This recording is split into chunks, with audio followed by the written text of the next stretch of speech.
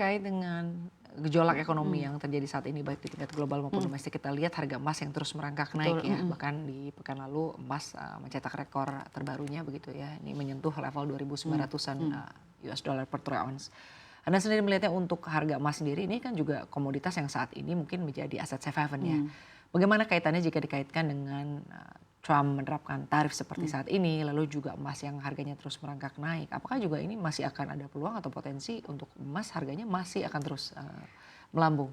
Emas ini mendapat sokongannya luar biasa ya dari Trump tentu saja setelah mungkin di geopolitik dari Rusia Ukraina turun, Timur Tengah udah mereda, ini justru perang dagang yang akan menjadi penopang dari emas karena emas itu kan aset safe haven. Kalau ada ketidakpastian, ada gejolak, ada kemudian orang kekhawatirannya meningkat mengenai mungkin ekonomi, politik atau apapun, itu akan cenderung memilih aset safe haven itu ya seperti emas. Makanya kemudian emas ini bahkan mungkin 2 pekan lalu dan Sudah jadi primadona ya? rekor terus luar biasa, dan kemarin juga rekor lagi ya di 2.929, artinya harganya itu dari sudah meloncat mendekati 3.000 ya, bahkan ada yang memperkirakan mungkin akan 3.000, 3.500 karena yaitu ada tekanan untuk penopang emas ke depan dari selama ini Trump ini akan memicu ketidakpastian di ekonomi ataupun di politik, itu akan membuat emas menjadi buruan. Ini yang menjadikan bahwa emas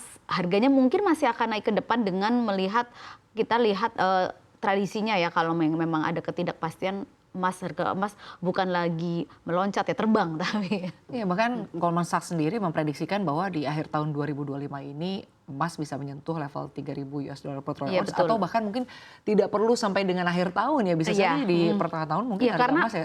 harganya tiba-tiba meloncat. Ini aja sudah 2.929 dengan cepat sekali, 1%, 2%. Nah ini rekornya pun beruntun ya. Kalau 2 pekan lalu tuh sempat 5 hari beruntun, bayangkan itu betapa orang tuh tiba-tiba memang menjadikan emas ini buruan yang memang dicari-cari gitu. Pak, itu berbicara mengenai komoditas emas ya, ini memang menarik ya Mbak Esa.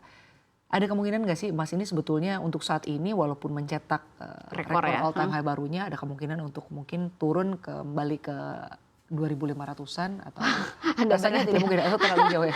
Agak jauh karena mungkin kalau emas ini kan biasanya lawannya dolar, terus kemudian kita lihat sayangnya itu walaupun dolar sebenarnya naik karena ada Amerika kan polisinya bagaimanapun akan membuat nomor 1 inflasi kemudian diperkirakan naik, The Fed kemudian akan menahan suku bunga atau pelonggarannya ini akan terbatas ya, itu seharusnya itu membatasi emas. Tapi di sisi lain ini ada penopang lain yang lebih kuat ya dari sisi ketidakpastian ini, yang adu sentimen ini yang kemudian menang siapa sih. Nah, untuk sementara ini memang menang dari perang dagang ya, dari ketidakpastian ini. Kalau dari sisi suku bunga mungkin karena orang sudah ekspektasinya akan ke sana, udah price in, walaupun sempat bikin kaget ya karena pelonggarannya mungkin tidak sebesar harapan orang, tapi sudah price in. Nah ini yang membuat turun, tapi tidak akan turun drastis banget ya, justru naiknya yang mungkin kita tidak bisa diperkirakan. Kalau turunnya mungkin tipis, ya, betul ya, koreksi tipis iya, ya, koreksi tipis. Kalau naiknya ini justru saya tidak bisa prediksi, dan mungkin orang juga menduga gini, mas akan larinya kemana ya, kencang sekali gitu.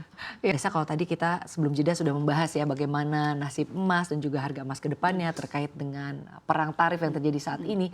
Tapi sebetulnya ada juga hal yang menarik yang perlu diwaspadai ya terkait dengan perang tarif ini, tentunya akan berdampak ke inflasi ya. Bukan hanya inflasi di Amerika Serikat, mungkin ini inflasi di global, bahkan mungkin inflasi di Indonesia ya. Walaupun tadi Mbak Esa sebetulnya melihat bahwa ini dampaknya mungkin tidak terlalu besar, tapi tetap kita harus waspada gitu ya. Bagaimana Mbak Esa melihat perang tarif ini akan berdampak kepada inflasi yang terjadi di Amerika Serikat, dan tentunya ini nanti seperti multiplier effect ya. Bagaimana The Fed akan memutuskan suku bunganya, lalu juga bagaimana inflasi di tingkat global, bagaimana Mbak Esa melihat ini?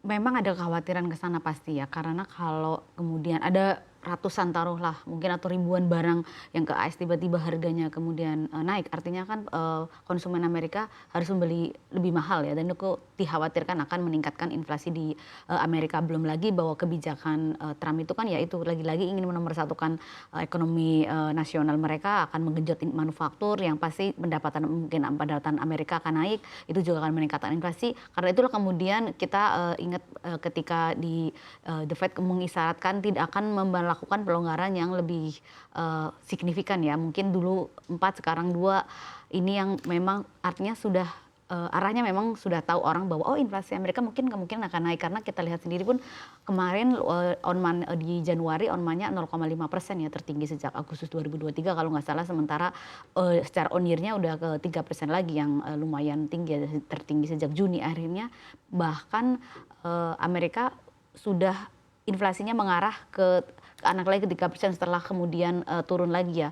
Kalau kemudian ada kebijakan tarif ini dikhawatirkan memang inflasinya akan naik lagi. Ini yang membuat orang sudah memproyeksikan bahwa The Fed ini kayaknya tidak akan melonggarkan seperti harapan semula ya. Karena inflasi Amerika pasti ya itu ke depannya mungkin akan tetap tinggi karena yaitu ada perang dagang, ada kemudian juga mungkin manufaktur mereka naik, ekonominya mereka naik, pendapatannya naik. Itu yang membuat inflasi Amerika mungkin agak target kisaran 2% di bawah itu agak susah ya, karena kita malah kembali ke 3% gitu. Nah sementara kan kalau kita lihat nampaknya memang The Fed ini memberikan sinyal ya bahwa di sepanjang tahun 2025 ini akan melakukan pemangkasan suku bunga sebanyak 2 kali, walaupun kita tidak tahu, ini kan hanya sinyal Iya gitu benar ya. sinyal ya. Nah artinya juga ini kita masih sama-sama akan menantikan seperti apa sebetulnya perang tarif ini memberikan dampak kepada inflasi di Amerika Serikat begitu, dan begitu banyak sebetulnya data-data ekonomi yang akan menentukan bagaimana arah kebijakan dari The Fed itu sendiri. Nah kalau bisa sendiri melihatnya seberapa besar pengaruh dari Presiden Trump terhadap keputusan-keputusan yang akan diambil oleh The Fed ke depannya begitu ya, terkait dengan perang tarif ini. Apakah juga Anda melihat bahwa sebetulnya penurunan suku bunga di Amerika Serikat ini yang bisa-bisa saja terjadi sebanyak 2 kali misalnya, dan tentunya ini juga seperti kita tahu ya begitu, kita lihat bahwa keputusan yang diambil oleh The Fed ini biasanya diikuti juga oleh bank-bank sentral yang ada di seluruh dunia. Bagaimana Mbak Esa melihatnya? Memang sebenarnya sebelum ketika Trump terpilih orang juga sudah menduga ini bagaimana nih posisi Jerome Powell dan Trump ya, karena di 2018 dua orang ini kan memang agak bermusuhan gitu ya, dan mereka pun sebenarnya Trump ketika World Economic Forum sudah mengatakan suku bunga minta tolong diturunkan, sementara Jerome Powell mengatakan kami tidak bisa diintervensi gitu, karena kita tahu bank sentral itu kan independen ya, dan tapi ya itu bank sentral itu kan bekerja mempertimbangkan sesuatu berdasarkan data terbaru, artinya inflasi. Kalau inflasinya memang naik kan tidak mungkin juga kemudian melakukan pelonggaran-pelonggaran gitu ya.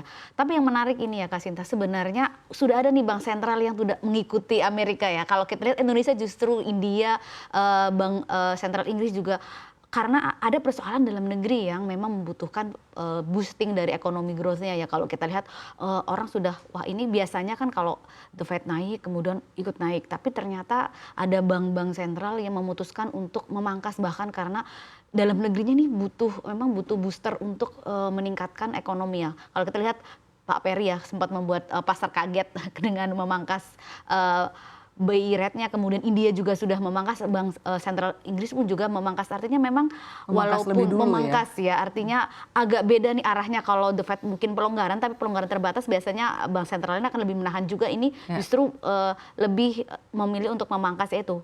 Walaupun mungkin kita ada gejolak di eksternal, tapi kita juga harus melihat apa yang terjadi dalam negeri ya. Kita balik lagi dalam negeri, apa sih yang sebenarnya terjadi, karena masalah eksternal itu memang kita tidak bisa kendalikan, tapi di dalam negeri adalah hal yang perlu kita kendalikan ya. Mungkin BI juga merasa bahwa ini memang pertumbuhan takutnya melemah, jadi saatnya mungkin memangkas suku bunga untuk memberikan boosting, walaupun ini langkah yang mungkin beresiko juga karena membuat rupiah melemah, karena ketika The Fed memilih untuk melakukan pelonggaran terbatas, BI sudah melakukan pelonggaran, ini ada resiko-resiko yang memang harus dipilih oleh pemangku kebijakan di masing-masing negara seperti Indonesia.